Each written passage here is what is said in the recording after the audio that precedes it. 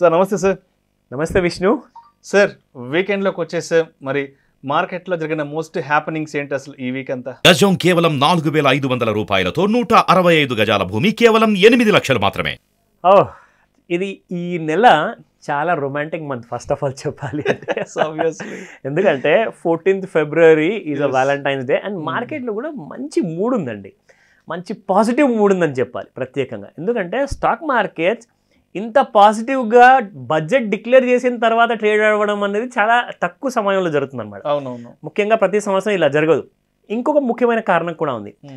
First of all ఏంటంటే మార్కెట్లో మనకు కావాల్సింది ఏంటంటే వీకెండ్లో అసలు మార్కెట్ ఎలా క్లోజ్ అయింది అండ్ ఎలా ఉండబోతుంది రాబోయే వారంలో.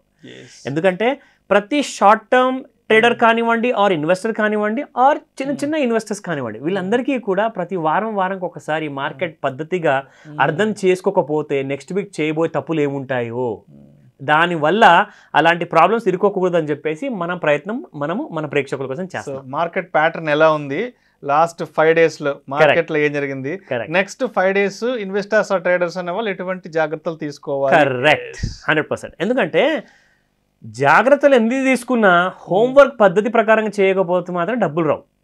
Okay, so let me start. First and foremost చూసుకుంటే మనకి ఫ్రైడే రోజున చూసుకుంటే 5th డే ఆఫ్ ద మార్కెట్లో నిఫ్టీ ఇండెక్స్ దాదాపు 64 పాయింట్లు గెయిన్స్తో క్లోజ్ అయింది అండ్ దాదాపు 167 పాయింట్లు మన సెన్సెక్స్ క్లోజ్ అయింది. దట్ వాజ్ అబౌట్ 71,595 అండ్ 21,782లో నిఫ్టీ 50 ఇండెక్స్ క్లోజ్ అయిందండి.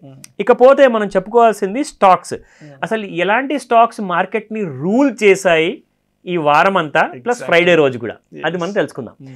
ఫస్ట్ అండ్ ఫార్మోస్ట్ అండి, ఈ మధ్య రియల్ ఎస్టేట్లో కన్స్ట్రక్షన్ అనేది బాగా ఊపందుకుంది. Infrastructure and realty.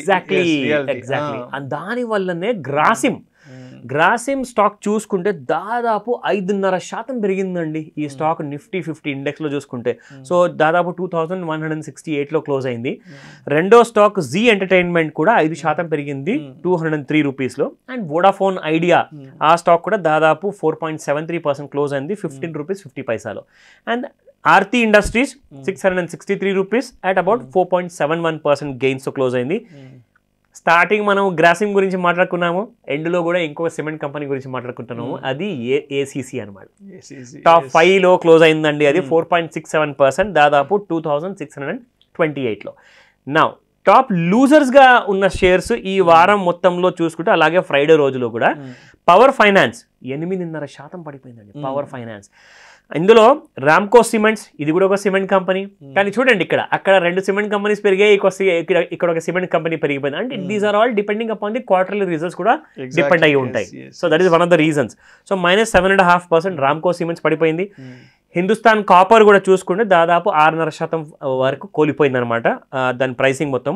REC rural electrification corporation company కూడా 5.5% మైనస్లో క్లోజ్ అయింది. అండ్ అపోలో టైర్ పంక్చర్ అయినట్టుంది, సో అపోలో టైర్ కూడా ఈ వారంలో దాదాపు 5.5% కుప్పకూలింది.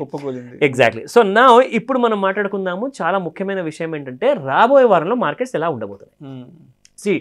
21,782లో నిఫ్టీ 50 క్లోజ్ అయిందండి.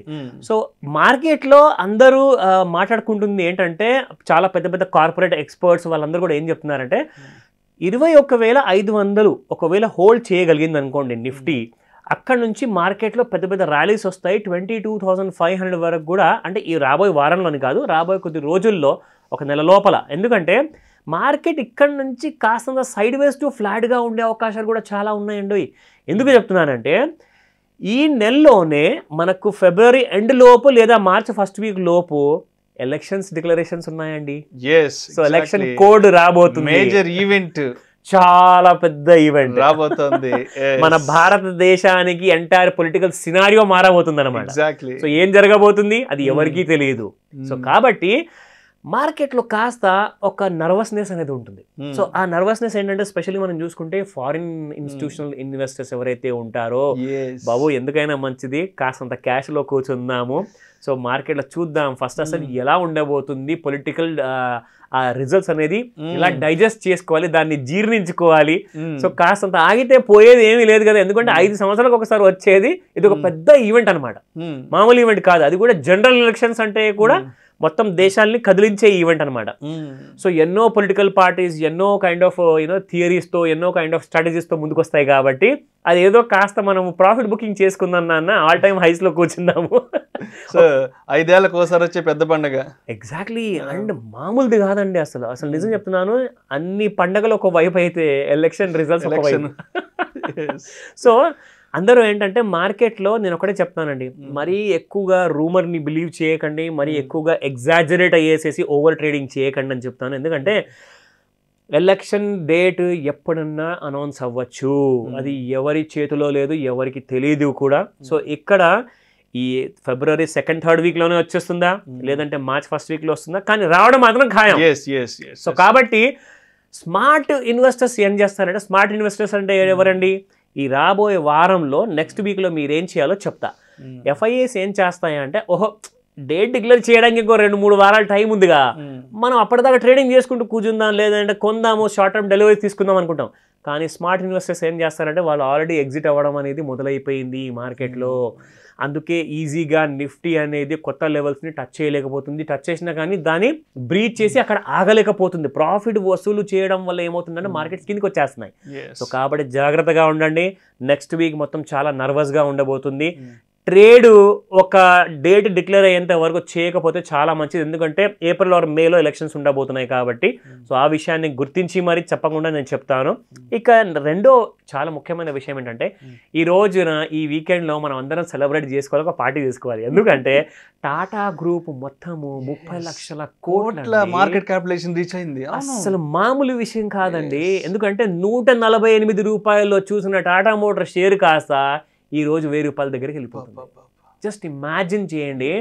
వాళ్ళ స్ట్రాటజీని కొత్త చైర్మన్ గారు ఎవరైతే చంద్రశేఖరన్ గారు వచ్చారో, ఎప్పటి నుంచి అయితే ఆయన మొత్తం మలుపు తిప్పారో ఒక స్ట్రాటజీని, అక్కడి నుంచి అసలు పరుగండి. ఎగ్జాక్ట్లీ. TCS చెప్పండి మీరు, Tata steel, Tata power, Tata motors and టాటాలో ఉన్న ప్రతి షేర్ అండి అసలు ఆకాశం వైపే చూస్తున్నాయి, ఎప్పుడు కిందికి రావు. వాళ్ళు ఎథికల్ గా ఎంత కరెక్ట్ గా ఎంత ట్రాన్స్పరెంట్ గా ఉంటారో, ఇవాళ అదే వాళ్ళు ఆ స్థాయికి తీసుకెళ్ళగలరు. నిజం చెప్పారు. అంటే ట్రస్ట్ అంటే ఎగ్జాక్ట్లీ. ఎందుకంటే ఒక వ్యక్తిని నమ్మకపోవచ్చేమో కానీ ఒక వ్యవస్థని మనం నమ్మాలి. ఎందుకంటే అలాంటి వ్యవస్థ నడుపుతుంది మన ఇండిపెండెన్స్ ముందు నుంచి అంటే అది టాటా అనేనండి. 100 సంవత్సరాలకు పూర్వం కంపెనీ. ఎగ్జాక్ట్లీ. అండ్ వాళ్ళు ఏంటంటే అండి, ఫస్ట్ జనాల ప్రాఫిట్ గురించి వాళ్ళు ఆలోచిస్తారు కానీ వాళ్ళ సొంత లాభం గురించి ఎప్పుడు ఆలోచించారు. అది వాళ్ళ బ్యాక్గ్రౌండ్. సో అది వాళ్ళ బేసిక్ ప్రిన్సిపల్ అనమాట. అది వాళ్ళ గట్టి నమ్మకం, అది వాళ్ళ పునాది. సో ఆ పునాదిని నమ్మేసేసి ఈ రోజున మనం ఒక్కళ్ళమే కాదండి, టాటా ప్రతి ప్రోడక్ట్ మనం కొంటున్నాము, FIIs వచ్చేసేసి వాళ్ళ షేర్సే కొంటున్నారు డైరెక్ట్ గా. సో అది దానికి ఇచ్చిన రెస్పెక్ట్ అని చెప్తాను. రెస్పెక్ట్ అది. అండ్ మోస్ట్ డిజర్వింగ్ కంపెనీ అండి. అంటే నేను స్టాక్ రికమెండ్ చేయట్లేదు ఇక్కడ, అంటే అలాంటి మంచి నమ్మకం. ఎథికల్ గా ఎలా ఉంటారు ఏంటి, ఎగ్జాక్ట్లీ వాళ్ళ బిజినెస్ మోడల్ ఏంటి అన్న పాయింట్ ఆఫ్ వ్యూ లో మాత్రమే. కరెక్ట్. అండ్ ఇలాగే అందరూ ఉండాలని చెప్పి నా కోరిక. 100% ఉండాలండి. ఎందుకంటే మీరు ఎప్పుడైతే నలుగురు మంచి కోరుతారో ఆటోమేటిక్ గా మన మంచి ఆటోమేటిక్ గా జరిగిపోతుంది. సో అది మీరు చూసారు కదా, 30 లక్షల కోట్లు, ఇంకేం మాట్లాడతాం. అండ్ ఇంకొక ఈవెంట్ లాస్ట్ వీక్ మార్కెట్ లో మిస్ ఫైర్ అయింది, పేటిఎం. మై గాడ్, చాలా చాలా పెద్ద డిసప్పాయింట్మెంట్ అసలు మార్కెట్ లో. మామూలు డిసప్పాయింట్మెంట్ కాదండి. ఎందుకు చెప్తున్నానంటే, మనం అందరం ఏంటంటే ఎడ్యుకేటెడ్ కాబట్టి మనం ఒక ప్లాట్ఫామ్ నుంచి రెండో ప్లాట్ఫామ్ కి ఈజీగా జంప్ అయిపోతాం, ప్రాబ్లం లేదు. అదే ఒక రోడ్డు పైన పక్కన ఒక చిన్న షాప్ పెట్టుకునేవాడు, పూలు అమ్ముకుంటారు, పండ్లు అమ్ముకుంటారు, చిన్న వ్యాపారం చేసే వాళ్ళందరూ కూడా గుడ్డిగా నమ్మేసేసి ఆ పేటిఎం మిషన్ ని పెట్టేసేసి పేటిఎంలోనే అమౌంట్స్ అన్ని తెప్పించుకుంటారు. చిన్న కొబ్బరి బొండాలు షాప్స్, తర్వాత వడ్డీ కొట్లు, 90%. అంటే ఇంకా ఆ వ్యాపారం ఈ వ్యాపారం అని కాదు నిజంగా. ఎగ్జాక్ట్లీ. ప్రతి చిన్న పెద్ద అందరూ కూడా గుడ్డి నమ్మకంతో పేటిఎంనే వాళ్ళు అడాప్ట్ చేసేసుకున్నారు. అసలు ఎందుకంటే లాక్డౌన్ అప్పుడు పేటిఎం ఏదైతే పుంజుకుందో అసలు నిజంగా దానికంటే ముందు నుంచి కూడా మనం చెప్పుకోవాలి. ఎందుకంటే డిమానిటైజేషన్ ఎగ్జాక్ట్లీ. అండ్ లాక్డౌన్ నుంచి అయితే ఇక ఆన్లైన్ ట్రాన్సాక్షన్స్ ఇక కామన్ అయిపోయింది. అక్కడి నుంచి పుంజుకున్న పేటిఎం కాస్త నిజంగా ఇంత పెద్ద డిసప్పాయింట్మెంట్ ని క్రియేట్ చేస్తుందని చెప్పేసి ఎవరు నమ్మలేదండి. వాళ్ళ ఐపీఓలో పెట్టిన 2,000 రూపాయల షేర్ వాల్యూ ఈ రోజు వరకు అందుకోలేకపోయిందండి. ఈ రోజు వరకు కూడా ప్రతిసారి 600, 500 కిందికి వెళ్ళిపోవడము, మళ్ళీ పైకి రావడం, జనాల్ని మభ్యపెట్టడము, మళ్ళీ అక్కడ ఇరికించడం, మళ్ళీ కిందికి వెళ్ళిపోవడం. అండ్ మొన్న ఆర్బీఐ అసలు చూసి వెయిట్ చేసి అసలు ఓపిక కోల్పోయి మొత్తానికి వాళ్ళని బ్యాన్ చేసి తీసిపడేసి. ఎందుకంటే పేటిఎం పేమెంట్స్ బ్యాంక్ ఏదైతే బ్యాంక్ రూల్ని అసలు తూచా తప్పకుండా తప్పనిసరిగా ఇంప్లిమెంట్ చేయాలో అవన్నిటినీ కూడా ఇగ్నోర్ చేశారండి. In spite of repeated warnings, repeated information, repeated cautioning అన్ని చేసిన తర్వాత కూడా ఎవరేం చేస్తారులే అన్న కైండ్ ఆఫ్ మెంటాలిటీతో పేటిఎం యాజమాన్యం చేసిన తప్పిది. సో ఇందాక మనం ప్రీవియస్ వీడియోలో అంటే ఇన్వెస్టర్స్ సంక్షేమం కోరుతూ సెబీ ఎంత ట్రాన్స్పరెంట్ గా పబ్లిక్ వైపు ఎంత నిలబడుతుందో, ఇక్కడ రిజర్వ్ బ్యాంక్ ఆఫ్ ఇండియా కూడా ప్రతి భారతీయుడి వెనక నిలబడి 100% కరెక్ట్ చెప్పారు. ఎందుకంటే చూడండి, మనము భారతదేశంలో ఏ ఒక్క సంస్థ గురించి ఏ ఒక్క అటానమస్ గవర్నమెంట్ బాడీ గురించి మనం మాట్లాడుకోవడం లేదు. ఇక్కడ సెబీతో పాటు ఆర్బీఐ కూడా ఎంత స్ట్రిక్ట్ ఉందో అసలు. ఎందుకంటే జనాల రూపాయి గురించి, మన రూపాయి గురించి మనమేంత బాధపడుతుంటే మన రూపాయి గురించి ఆర్బీఐ ఎంత ఆలోచిస్తుందో అసలు మీరు జస్ట్ నమ్ముతారా? చూడండి మన ఇండియన్ గవర్నమెంట్ బాడీస్ ఎంత స్ట్రిక్ట్ గా ఉన్నాయో.